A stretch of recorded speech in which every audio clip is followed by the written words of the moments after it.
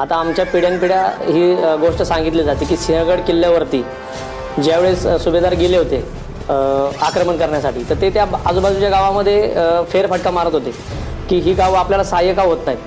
तर त्यांनी एका खबरेकडून माहिती काढली की बाबा ही लोक आम्ही छत्रपतींचे मावळे सांगतोय तरी पण ही आम्हाला सहाय्य होईनात.